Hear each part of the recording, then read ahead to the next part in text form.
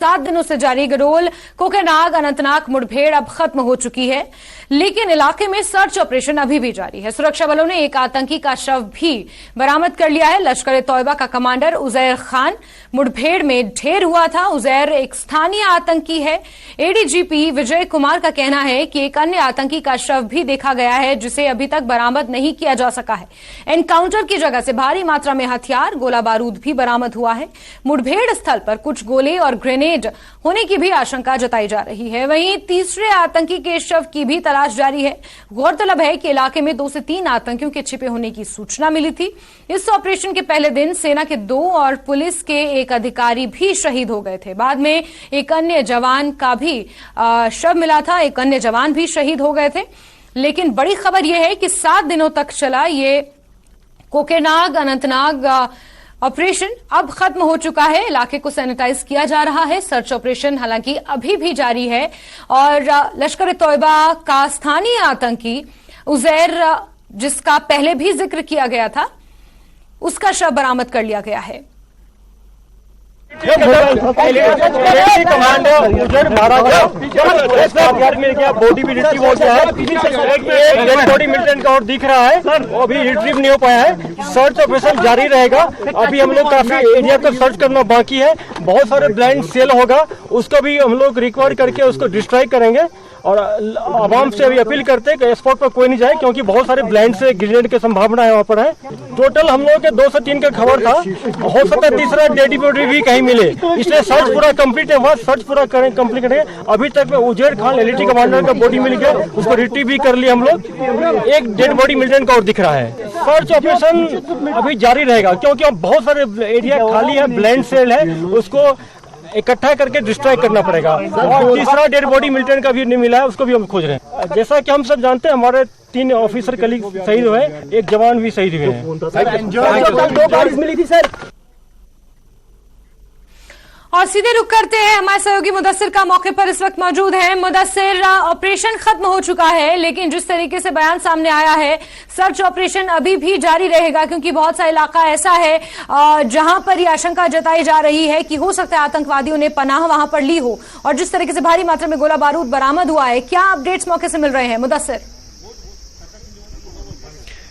बिल्कुल जास्मीन, जिस तरह से आपने कहा कि आज 7वें रोज बिलाखिर ये जो एनकाउंटर है, ये जो गन बैटल था, वो इख्तिताम पजीर हुआ, यानी कि इसका जो है एंड हो गया, समाप्त तो हो गया। लेकिन जिस तरह से एडीजीपी कश्मीर विजय कुमार का ये कहना है कि जो सर्च अभियान है, जो कॉम्बिंग ऑपरेशन है, वो जारी रहेंगे। और इससे पहले भी हमने कहा था कि अगर एनकाउंटर खत्म होता है, लेकिन जो ये कॉम्बिंग ऑपरेशन है वो आइंदा दिनों में भी जारी रहेंगे। और इसके लिए जो पूरा इलाका है वो अभी कॉर्डन ऑफ है। हालांकि आहिस्ता आहिस्ता जो एक्सटीरियर ग्रिड है आर्मी का, सिक्योरिटी फोर्सेज का, पुलिस का, तो उसको लिफ्ट किया जाएगा। लेकिन जो इंटीरियर ग्रिड है, जो कि एनकाउंटर स्पॉट था, तो वो अभी जारी रहेगा, वो फिलहाल वहीं पर रहेगा। और उस ग्रिड के अंदर जो है तलाशी अभियान वो जारी रहेगा। और एडीजीपी का जिस तरह से ये कहना है कि बहुत बड़ी कामयाबी मानी जा रही है कि उजैर का मारा जाना। और पहले ही हमारा जो इनपुट था वो ये था कि इसमें से 2 या 3 जो है मिलिटेंट मौजूद है इस मुहासरे में, और 2 से 3 मिलिटेंट इस एनकाउंटर में घेरे गए हैं। और उसके बाद जिस तरह से लगातार हमारी भी कोशिश रही कि जो सिक्योरिटी फोर्सेज है उनसे बात हो, वो इस पर जो है क्लियरेंस दे दे इस एनकाउंटर पे, लेकिन ऐसा नहीं हो पाया। लेकिन बिलाखिर आज पुलिस ने चुप्पी तोड़ी और इस एनकाउंटर पे बजाते खुद एडीजीपी कश्मीर सामने आए और उन्होंने इस एनकाउंटर के हवाले से जो सूचना दी, तो उसके मुताबिक फिलहाल 2 जो मिलिटेंट है उनको मार गिराया गया है, और उसमें एक बॉडी जो है उसको फिलहाल रिट्रीव कर दिया गया है। और उन्होंने तस्दीक की, पुलिस ने इस बात की पुष्टि की कि जो ये बॉडी है ये उजैर खान नामी जो लोकल एक एलईटी कमांडर है, तो उसकी बॉडी है। और बताया जा रहा है, जिस तरह से हमने पहले भी जो डिटेल शेयर की थी उजैर खान के बारे में, कि वो एक्टिव था एलईटी कैडर में जो जुलाई 2022 की अगर हम बात करेंगे, तो इसका मतलब ये हुआ कि 1 साल से ज्यादा वक्त जो हुआ तो उसमें उजैर खान जो है एक्टिव रहा है। और जो मिलिटेंट ये पुलिस है, तो उसको ये कई मिलिटेंट रिलेटेड एक्टिविटीज में उजैर खान मतलूब था। और ये एडीजीपी का ये भी कहना है कि जो इनपुट था ये इंटेलिजेंस बेस्ड इनपुट था, जैसे कि पहले ही पुलिस ने कहा कि इंटेलिजेंस बेसिस पे ये ऑपरेशन ऑपरेशन शुरू किया गया था और जिसमें जो पहले ही 3 जो ऑफिसर है, इसमें 2, एक तो कर्नल एक है आर्मी का और दूसरा मेजर और तीसरा जो डीवाईएसपी है जम्मू कश्मीर पुलिस का, तो उनकी जाने काम आई वतन के लिए। तो 3 कैजुअलिटीज का सामना करना पड़ा था initial exchange of gun battle में। तो उन्होंने ये कहा कि इनपुट के आधार पर यह ऑपरेशन शुरू किया गया था और इनपुट के मुताबिक 2 से 3 मिलिटेंट इस एनकाउंटर में घेरे गए थे, लेकिन अभी तक जो है खाली 2 बॉडीज को स्पॉट किया गया था, जिसमें एक बॉडी को रिट्रीव किया गया और दूसरी बॉडी जो मिलिटेंट की है उसको फिलहाल रिट्रीव नहीं किया गया है। और ये कोशिश की जा रही है एसडीआरएफ की मदद से कि उस बॉडी को भी रिट्रीव किया जाए। और साथ ही साथ एडीजीपी का यह भी कहना था कि अगर इसमें 3 मिलिटेंट शामिल थे, 2 से 3, अगर तीसरा मिलिटेंट भी शामिल था तो उसकी भी बड़े पैमाने पर तलाश जो है वो जारी रहेगी। और जिस तरह सूत्रों के हवाले से हमने जो सूचना पहले ही डिटेल जो शेयर की थी, तो उसके मुताबिक न सिर्फ गडोल बल्कि जो आसपास की एरिया है, जो ये माउंटेनियस रेंज है, चाहे चिनाब वैली की बात करेंगे, पोस्ट राजौरी की या फिर वेरीनाग बेल्ट की, तो वहां पर इस तलाशी अभियान को तेज किया गया है। और ये देखा जा रहा है कि अगर कोई मिलिटेंट यहां से बच निकलने में कामयाब हुआ है या कोई और मिलिटेंट यहां पर मौजूद है, तो इसको भी जल्द से जल्द काबू किया जाए, न्यूट्रलाइज किया जाए। और ये कुल मिलाकर अगर जो कैजुअलिटीज की बात करेंगे सिक्योरिटी फोर्सेज की, तो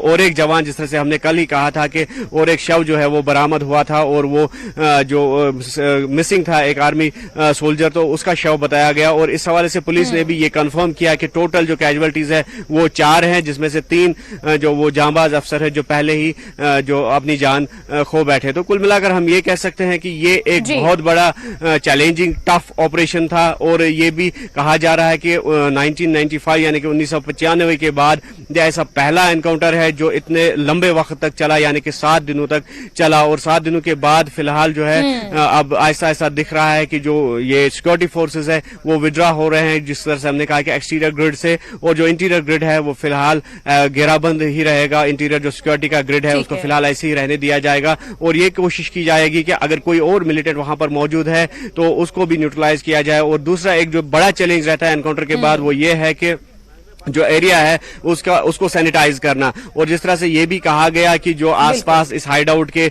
जो आसपास का एरिया है वहां पर जो अनएक्सप्लोडेड शेल्स है वो एक खतरा बन सकता है जो स्थानीय निवासी है। और फिलहाल लोगों को भी ये कहा गया है कि वो फिलहाल एनकाउंटर साइट की तरफ ना जाए, एहतियात बरते, क्योंकि अभी अनएक्सप्लोडेड मवाद जो है, बारूदी मवाद जो है वो काफी संख्या में वहां पर हो सकता है। और पुलिस इसमें लगी हुई है और इसके लिए यकीनी तौर पर बम डिस्पोजल स्क्वाड्स को या फिर जो सिक्योरिटी फोर्सेज है उनको भी बुलाया जाएगा और ये एरिया जो है मुकम्मल तौर पर इसी ऑपरेशन के दौरान सैनिटाइज किया जाएगा। बिल्कुल मुदस्सिर जी, जिस तरीके से आप जानकारी दे रहे हैं कि इंटरनल सिक्योरिटी ग्रिड अभी टाइटन है, लेकिन जो आउटर सिक्योरिटी ग्रिड है वो वापस जा रहे हैं और 7 दिनों बाद ये ऑपरेशन खत्म हुआ है। और बड़ी बात यह है कि इसमें सफलता हासिल हुई है। मुदस्सिर, बहुत शुक्रिया तमाम जानकारियों के लिए।